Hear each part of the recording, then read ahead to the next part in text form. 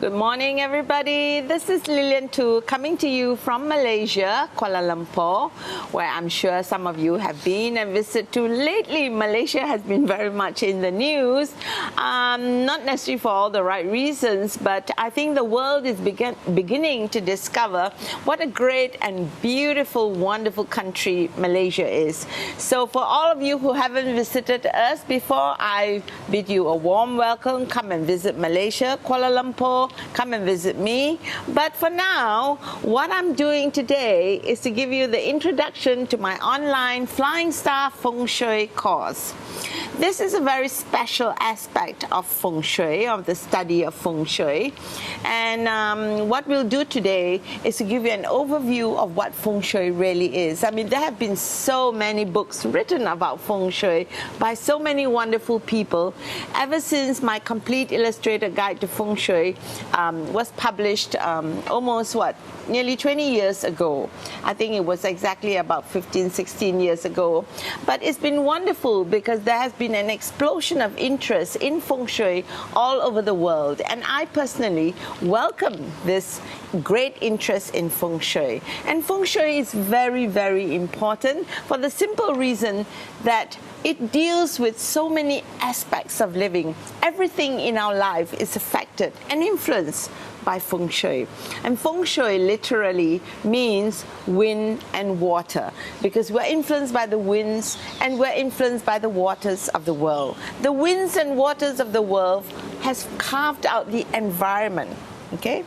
But it is very important that you realize what Feng Shui really is. It is not just about placement. It is not just about directions. And of course, these are very important aspects of Feng Shui. But Feng Shui, this ancient science, is a really powerful living skill. It is a skill for life. And it's wonderful to learn a little bit about Feng Shui because it has the power and the capability to make your life a lot more pleasant. You know, like if you have problems that have to do with your health, problems that have to do with your relationships, and problems that have to do with your financial stability, then you can turn to Feng Shui for solutions. And that's the great, wonderful part of Feng Shui. Okay? Now, I want to tell you that Feng Shui is an ancient skill. It is not a modern skill. It has to be adapted for modern living. And I always tell people, you don't need to know Chinese. You don't have to be a Chinese to be an expert on Feng Shui. And you don't need to be an expert in the Chinese language either. Because a lot of Feng Shui is common sense. It's what we call conventional wisdom. But it is a very well-constructed body outline, of course, okay, which brings together all the ancient wisdoms that were put together by some really great people who lived thousands of years ago. There is a spiritual aspect of Feng Shui. There must have been for all these wonderful people to have put it so well together and for it to have lasted all these years. So what is important is to know the first thing, that it is an ancient science. It was actually formulated at a time when a lot of the modern aspects of living, like living in the cities, living in apartments, living up in the air, living with the kind of modern conveniences we have, these things did not exist in those days. But now they do. And therefore, we have to adapt the applications of what we learn to the modern age. So within this context, I would like you to learn Flying Star Feng Shui within this context. And I also want to set into perspective what Flying Star Feng Shui is. Okay, the Chinese name for Flying Star, it is a branch of Suan Gong Feng Shui, Suan Gong Feng Shui. I usually don't like to use the Chinese names because my audience is mainly English speaking, like you. And you are comfortable with the English language, and so am I, okay?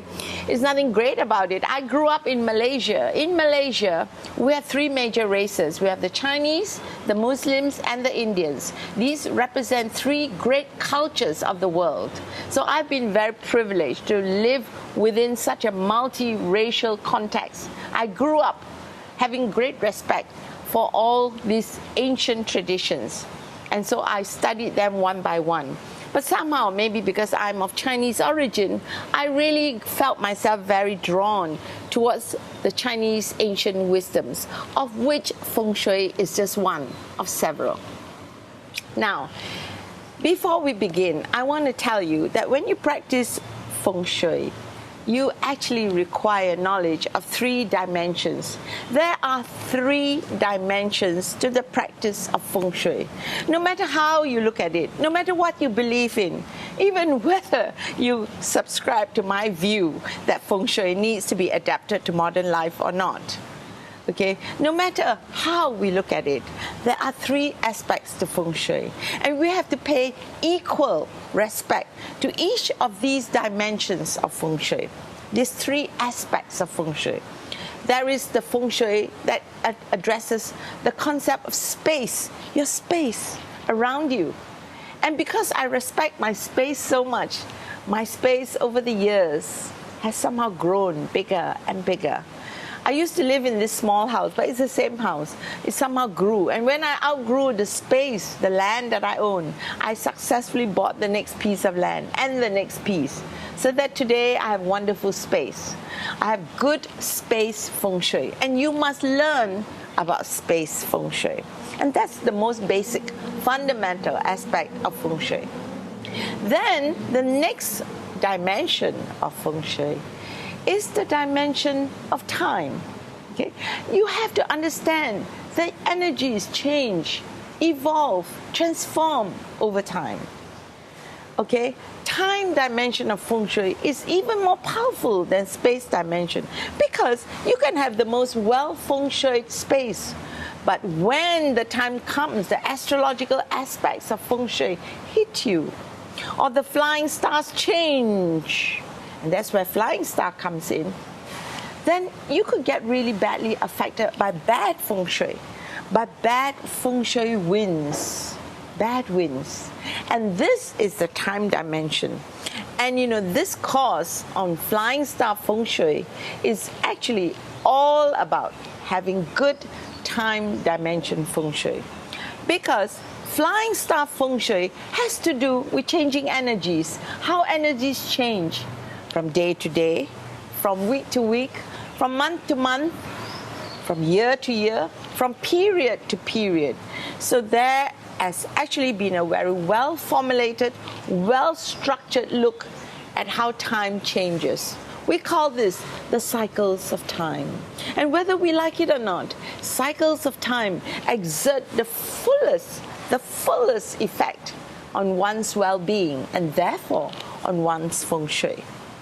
So this is what this course on Flying Star Feng Shui will be all about.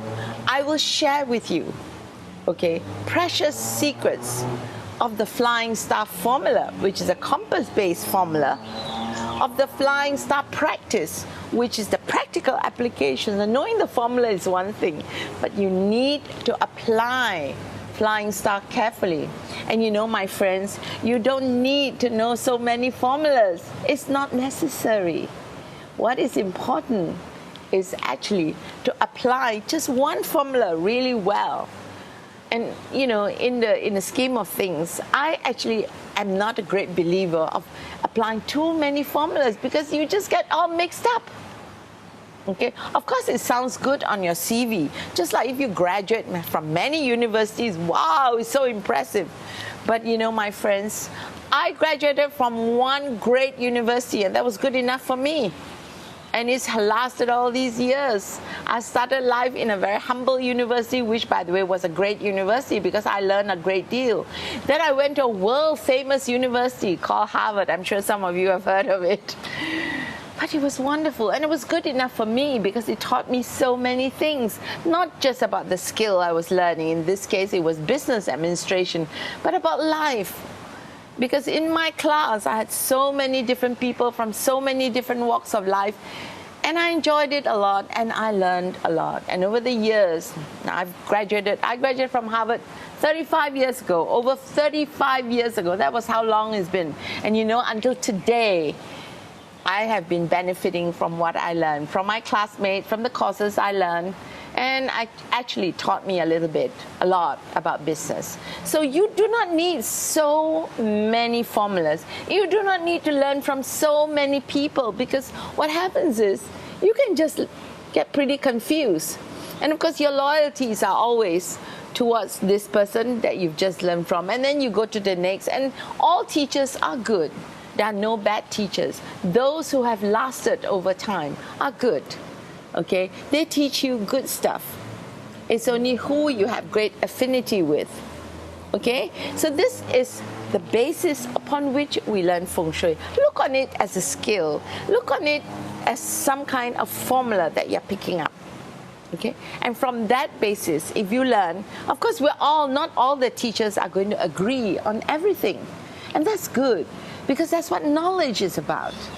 All right, take a really broad-minded view in your practice of Feng Shui. And I really pray, I really hope that those of you who have subscribed to this course, that you will get not only an added knowledge aspect to your practice of living, but that it will really truly benefit you. And along the way, maybe I will also share with you some of my feelings about life in general, about the attitudes we have to take, not just towards the skill, not just towards the placement of stuff, not just towards one's applications and analysis of charts, using your own input, because when you analyze charts and you put that into practice into your homes, you have to input your own analysis, your own interpretation. So therefore, how you look on the formulas is very important, and also how the formulas have been conveyed and taught to you. I always tell people, I'm an old lady, but my heart is so young. I am as young as my children, and I'm so lucky because I have children who are very smart, who are very clever. They're young, but they also have a great respect for their elders. And just like me, they have a great respect for conventional wisdom. We're old-fashioned, you might like to say, but we're also modern people. And we like to take pride in that. And it is from that perspective that we practice Feng Shui. So Flying Star Feng Shui addresses the changing nature of energies. That energy changes from day to day, from week to week, from month to month, from year to year, from 20-year period to 20-year period. Okay? And this is something that we will address in this course. But there is a third dimension to Feng Shui. And the third dimension to Feng Shui has to do with the spiritual dimension. And hey, my friends, you cannot, nobody would dare to dismiss the spiritual dimension, because they're all around us. There are parallel realms that exist with our realm. There are parallel levels of existence. There are lots and lots of spirits. And you know who are the greatest people who really know about spirits? The Chinese know about spirits. That's why if you watch Chinese movies, tons and tons of movies about spirits. You can call them ghosts, you can call them hauntings, you can call them anything like that. There are good spirits and bad spirits. The spirits of the water, spirits of fire, spirits of the air, spirits of the earth, spirits of the plants. And they all have the potential to help you or to harm you. So rather than get them to be your enemies, the spiritual aspect of Feng Shui is to make friends with the spirits. And there are easy ways to make friends with the spirits. So the spiritual dimension of Feng Shui has to do with what we call conventionally magic. What is magic? Magic is merely something that deals with energy that you don't understand. Okay, you don't always have to see these things to believe. Sometimes there's no visual object to see. Sometimes it's invisible. Sometimes you cannot even hear them. Sometimes you don't even know of the presence of the spirits. And therefore you need protectors. You need protection from bad spirits or spirits who are naughty. And let me tell you, there are lots of naughty spirits around. So there is a spiritual dimension to Feng Shui. You can do your Feng Shui very well. Your space and your time. The spirit come and disturb you, makes you sick, blocks you, so you can't see things, make you forgetful. Sometimes you can't even find your car keys. You get delayed. Sometimes the delay is good for you. sometimes the delay is not so good. There are so many ways to look at it. So therefore, we have the space dimension, the time dimension, and the spiritual dimension of Feng Shui. And if you look at the movie world today, coming out of Hollywood, they are addressing all three of these dimensions. They don't call it by the same names, okay?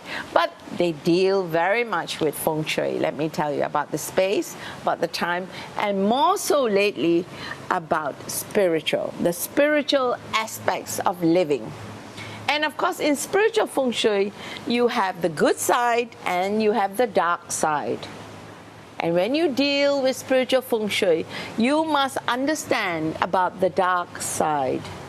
Okay? That's why Angelina Jolie understands the dark side, but she's good. But she knows that unless you have the dark side, you do not know what the white side is. It has to do with relativity. Albert Einstein's theory of relativity, which is basically yin and yang.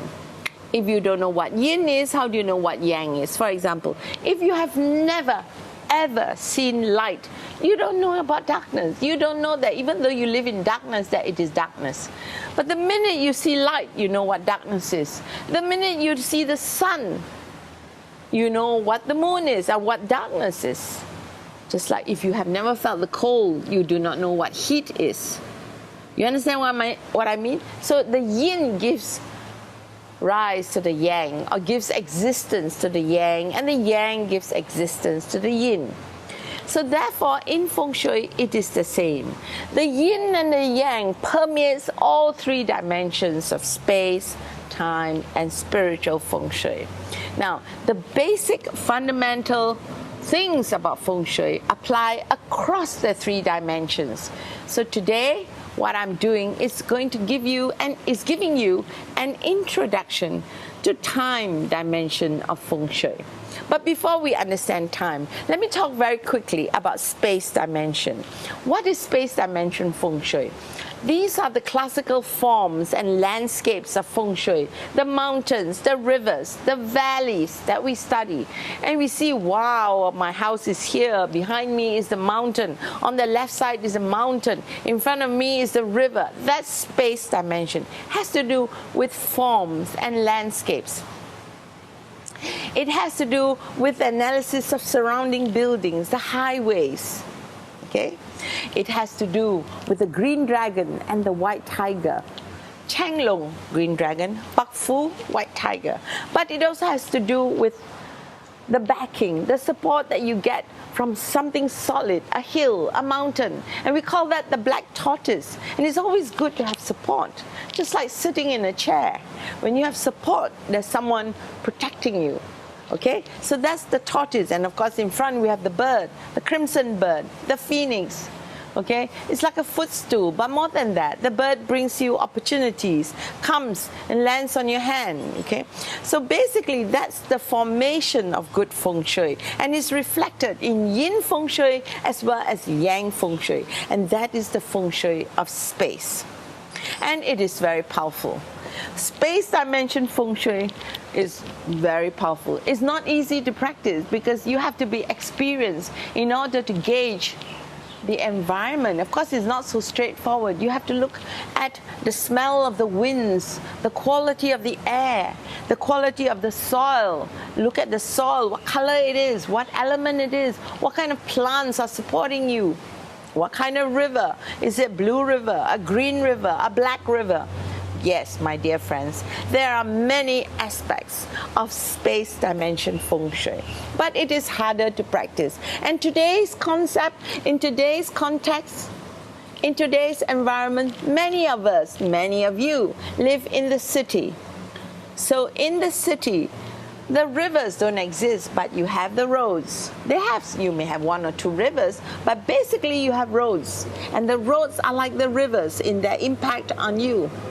And then you have buildings. So you don't live amongst mountains, but you live amongst high-rise buildings. But you don't live just on the building like that. What you do is you live inside apartments. You have your own little space, okay? And what is out there, the big environment out there, it exerts an impact on your well-being, on your health, on whether you succeed or not, on your relationships, on everything that has to do with Feng Shui. But guess what? It's hard to practice because, you know, my friends, you have no control over your environment. You have no control, really, over the building across the road. If it is sending you a poison arrow, very little you can do. Very little. Okay? If you have a road that seems to cut into your apartment, there's very little you can do. Unless you come and learn from me, I'll teach you how to handle these things. But at most, they diffuse the effect. They cannot altogether do away with the negative impact of the environment. So space dimension Feng Shui very much has to do with the environment. But time dimension Feng Shui, when we look at Flying Star Feng Shui, we look not just at the time dimension, but we look how to arrange our space according to changing energies. That's the secret. Okay? Now, you can call Flying Star Feng Shui Suan Gong Feng Shui because it is one of the more powerful branches of Suan Gong Feng Shui. And by the way, Suan Gong Feng Shui has many different branches. You can use Suan Gong to even make destiny analysis. Some Feng Shui masters focus on Suan Gong as a destiny analytical tool. Okay, so for me, I would much rather focus on a skill, on a formula that actually works, that's easy to apply. You do it this way, you follow it, you follow the changes, you capture the formula, you do it, and it works. And it works. Now, how do I know it works? Because when I'm sick and I kill the flying star, illness star, I actually get well. I put a cure and I get well. Okay? Like, for example, when I have the 5 yellow, which is a misfortune star in Flying Star Feng Shui, and it flies into my bedroom, and I put a cure there, it works. And before I put the cure there, I was having all kinds of bad luck. Everything goes wrong. Setback, obstacle, quarreling with people. The minute you put the cure there, it sorts itself out. For me, it's about reducing the aggravations of my life. And also sometimes these aggravations are so important because if it happens on a day when you are having a very important meeting or an interview and it hits you, boy oh boy, the effect can be life transforming, can be life changing. And that is how we should use Flying Star. And that is how I will teach you to use Flying Star. Okay? Now, Flying Star is also the perfect formula to learn for city living, for urban living. Why? Because it's very accurate, it's very methodical, it's almost like a cookbook approach you take. What do you do? How do you do it? How do you start analyzing your Feng Shui based on Flying Star formula? How do you use the compass? How do you demarcate the sectors? I will teach you all these things. How you use the compass, even reading the compass, even getting the right compass. We've made it so easy because, you see, I went to Harvard. I learned how to do business. I said to myself, what does anybody need to do all this? Make all these tools available. So I systematically got these tools available. On top of that, you need the cures and the enhancers. And so I systematically did research in these things, found the sources of supply to make these products, and made them available to the world, and make it easy. Because what's the use of using Flying Star if you don't know how to correct it? It's not just about shifting your furniture. It's about placing cures and enhancers. And from that point of view, the Flying Star that I subscribe to, that I teach, that I propagate, okay, is practical. It is easy to learn. It is easy to use, okay? It deals with both the micro and macro aspects of any space, any dwelling, any home, any office. Everything you learn will apply to your home, apply to your school, apply to the hospital you go to, apply to your workplace, apply to your office. The investment you make, not just in the money you pay, but in the time you spend in learning, is well worth it. Because you see, I appreciate that it takes time to learn things.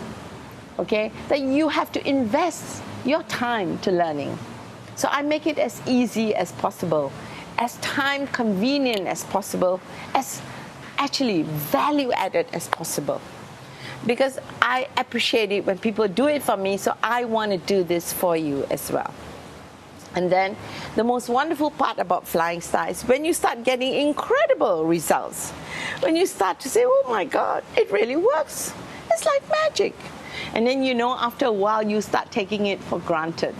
And that's what a lot of people do. They take Flying Star Feng Shui, or the Feng Shui that I like to teach them, for granted. And because I do know it very well, I can teach it to you. I don't need notes. All I do is to tell you about it. But I do need to put it into a systematic format for learning so that your mind absorbs as much as it can.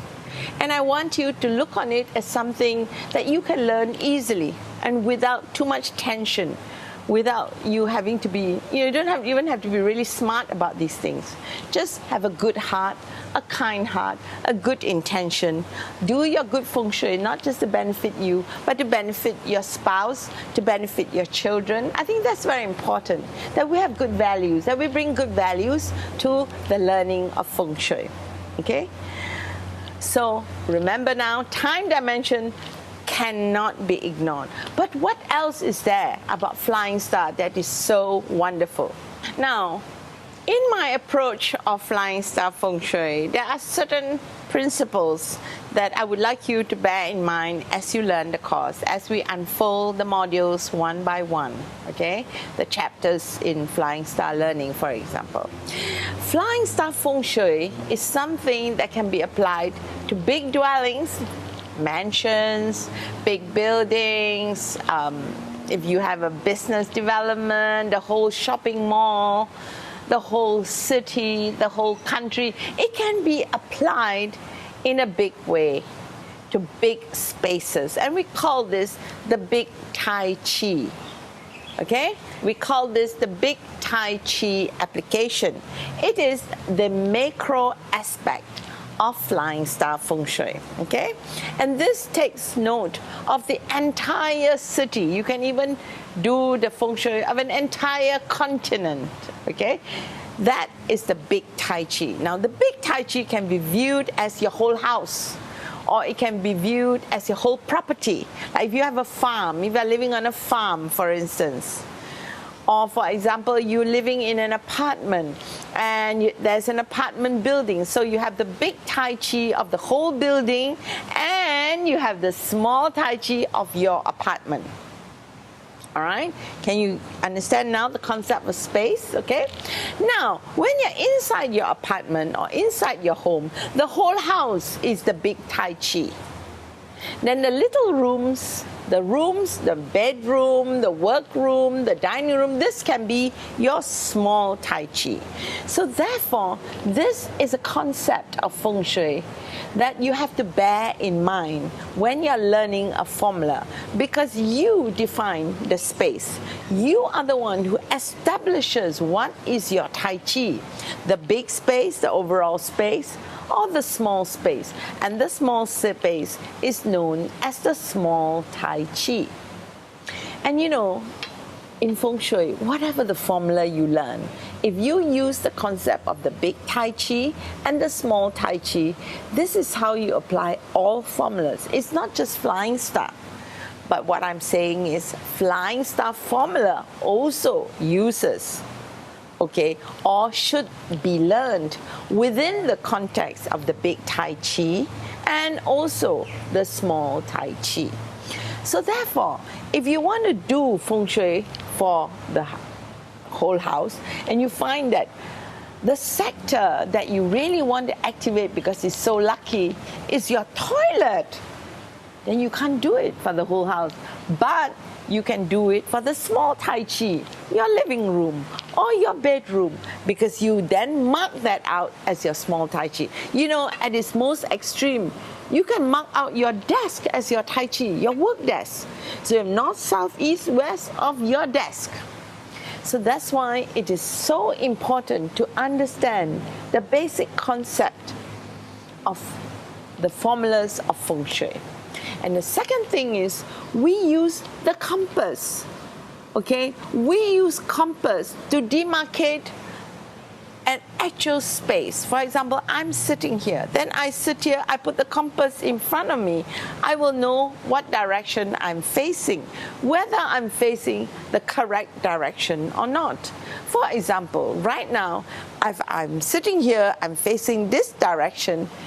It is actually the south, the east direction, which is not so good for me. So you notice I always swivel myself around a little bit so that I'm facing a good direction. Okay, but I like the landscape here. I wanted to show you a bit of my space, a bit of my garden. As you can see, I live in Pure Land. I love my garden. It's a tropical garden, but the trees are very well, the grass, the trees, the plants are well manicured because I look after them. I look on myself as a gardener. I love flowers, and I love plants, and I love fish, and I love my dogs. I live with all these people. That's just me and my husband living here together with some helpers, our maids, because all the children have their own homes. But I like space. I like to be able to take a walk in the evening and look at the stars and look up into the skies. I look at the clouds, For me, that is good Feng Shui. But when I use flying star for my space, I operate on the basis of big Tai Chi and small Tai Chi. So you can look on your garden, your ponds, your pool, your backyard. You can look at the whole house layout, or you can look at the rooms, and then you can even decide your layout of rooms, the placement of each of the members of your family within each of the rooms according to Flying Star Feng Shui. And its related formula, which is a Qua formula, you can also input that into your practice of Feng Shui. So now, we know that there's big Tai Chi and we know that there's small Tai Chi. Now, in addition to the layout of your rooms, the layout of your space, what Flying Star also directly addresses is it will give you clues as to the best colors, the best kind of furnishings, the flooring, the furniture, the placement of furniture, the kind of art you hang, kind of decor you want. I mean, it's all up to you because you see, Flying Star is multi-dimensional in its uses because of the way it is laid out, because the kind of formula that it is has to do with directions. So it has to do with the compass.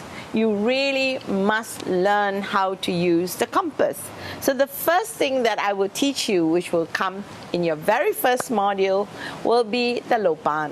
The Lopan, okay? The Lopan is the Feng Shui compass, and we will introduce you to the Lopan in the next module.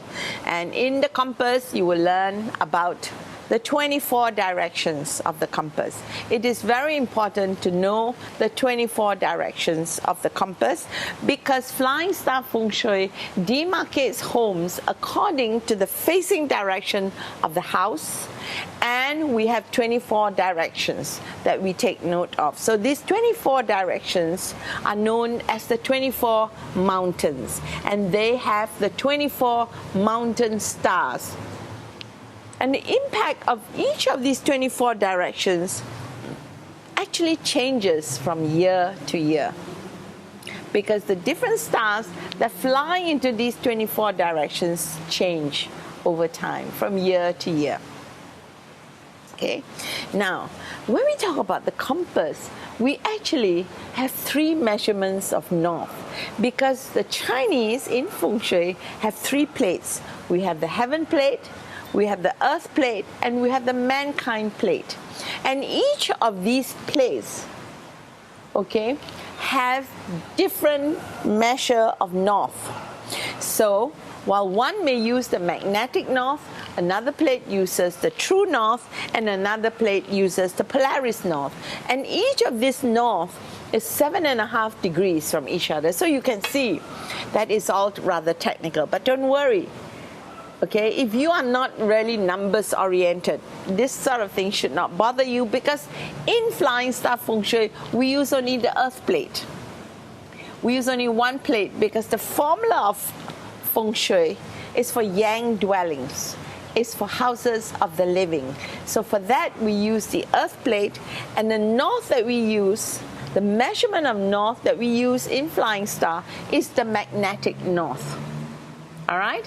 And therefore, you can also use any Western style compass, which also measures north as the magnetic north. So it's very important that you understand this. And this is why many years ago, there was this gentleman from Australia who ran around the southern hemisphere telling them to flip the directions, that in the southern hemisphere, everything that occurred in Feng Shui had to be flipped.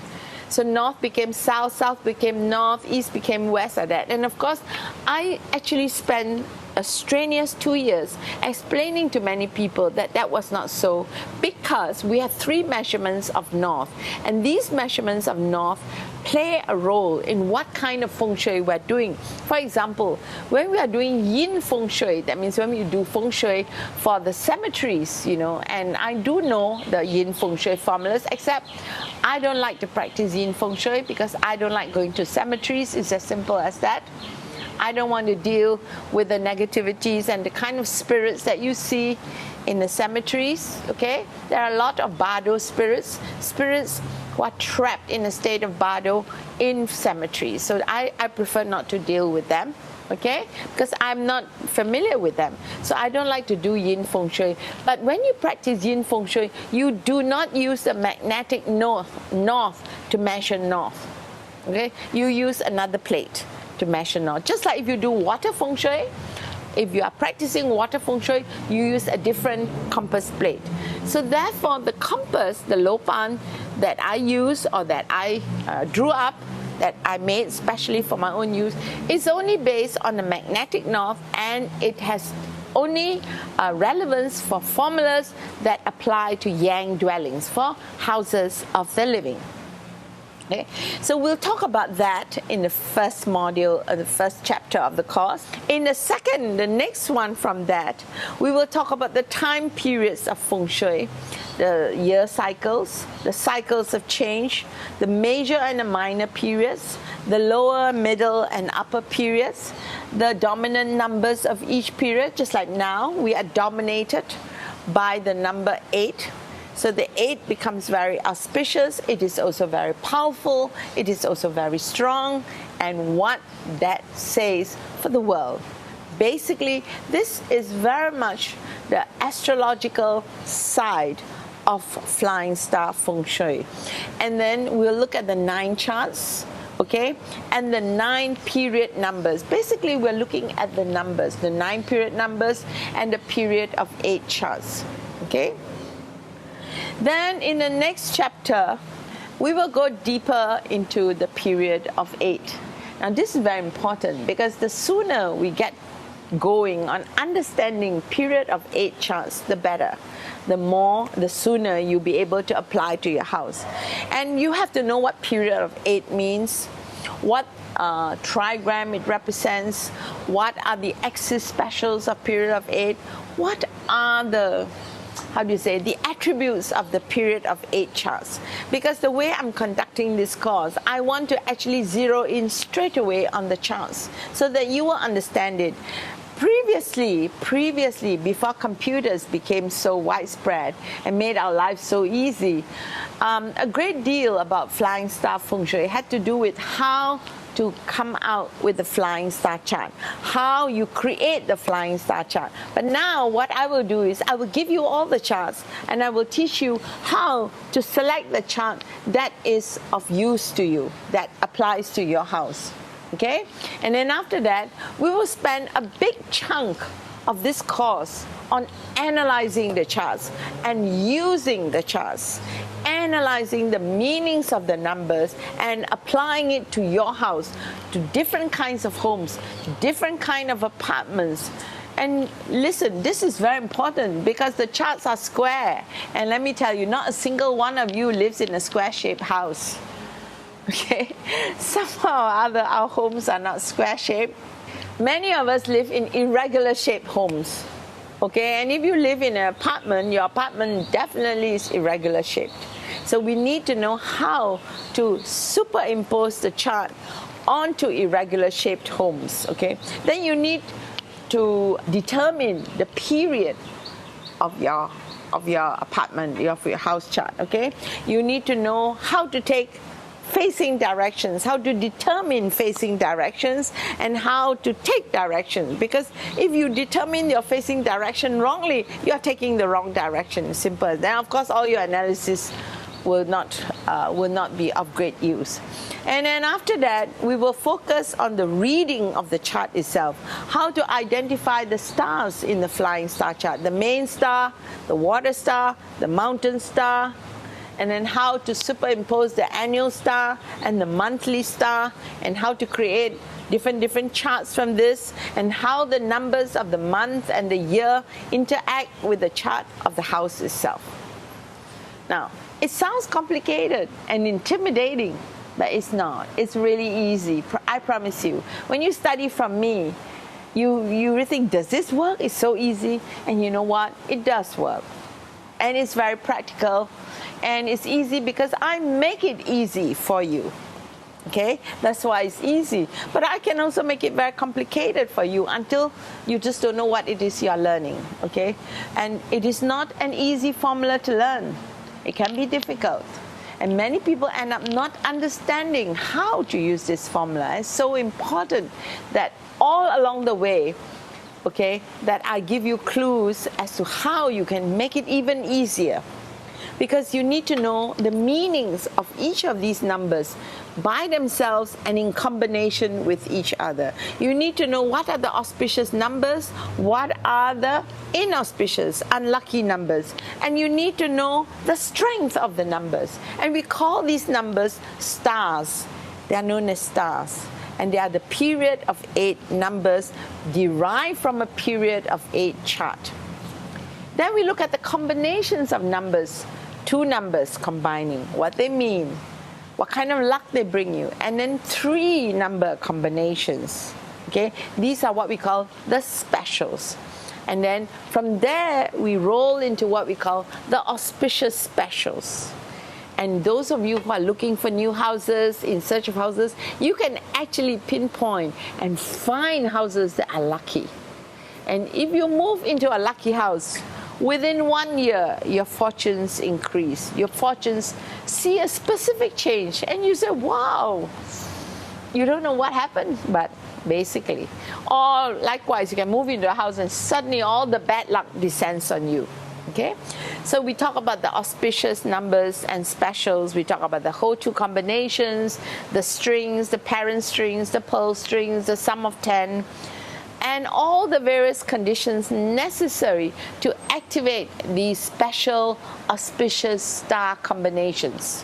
And that's the key to flying star, that you actually are able to identify the sector of your house that is the source of good fortune. It's like your relationship spot or your wealth spot in your house. You need to be able to identify it. And once you identify these spots, guess what? All you have to do is to activate them. And it benefits the whole house. It benefits all the residents, the whole family. And then we look at the cardinal charts. Those whose facing directions face the cardinal directions, north, south, east, west. And then we also look at the secondary direction charts. The houses that faces the secondary directions, southwest, northeast, southeast, northwest, southwest, southeast, all the 4 secondary directions. And they are good too. In fact, they are very good. Okay? And then you learn, I will teach you how to superimpose these charts onto your floor plans, how to read your floor plans. Okay? But you really need to have your floor plan sorted out. You need to draw out a simplified version of your floor plan. You need to take directions and how to superimpose. And there are 3 different methods. Different Feng Shui masters will teach you 3 different methods. And I will share with you the method I use and why I use those methods. Okay, why I chose to use the method, my reason for it. The superimposing of the charts is very important because then you will see exactly what kind of star numbers are affecting what part of the house, okay? And then finally, we're going to look at a lot of case study examples. We're going to look at the case studies, and we're going to analyze how we use the flying star formula, and we also spend some time in updating the flying star of your house every year, which is why I hold my extravaganzas, because my extravaganzas summarizes over a course of a one-day lecture all the things you need to do for that particular coming year. And this is me updating your flying star Feng Shui. You can do it yourself or you can do it with me. Okay? You can do your own analysis and then come and check with what I'm going to say, whether or not it fits in. So every year end, I do a flying star annual extravaganza because the time dimension of Feng Shui is so important. And finally, we'll bring it all together for you so that actually after this online course, you will actually be able to do flying star Feng Shui yourself. And if you have enough practice, you can help a lot of other people as well. It is that kind of a program. It is not a small program. It is quite a big program that we're putting together here. It's taken me months to put this course together, not just myself, but with Honey, who has been assisting me, and Hanjin, who is actually shooting this Sotong. We have actually spent quite a lot of time putting this course together to make sure that because you can't come and visit me yet for my Master Practitioner's course, that you can actually learn Flying Star online. And it is a useful course. It is something that you will find useful for you for the rest of your life. It is that kind of course. So with this, I will put an end to today's episode, which is the first episode. And in the next episode, which will be module 1 of the Flying Star course, we will start on our on the learning program of our Flying Star online course. Okay. So I will wish you goodbye and see you the next time.